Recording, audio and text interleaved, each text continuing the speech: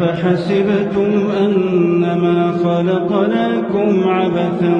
وأنكم إلينا لا ترجعون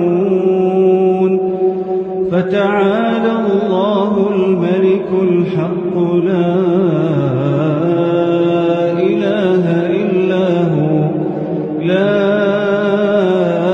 إله إلا هو رب العرش الكريم ومن يدع مع الله إلها آخر لا برهان له به فإنما حسابه عند ربه إنه لا يفلح الكافرون وقل رب اغفر وارحم وأنت خير الراحمين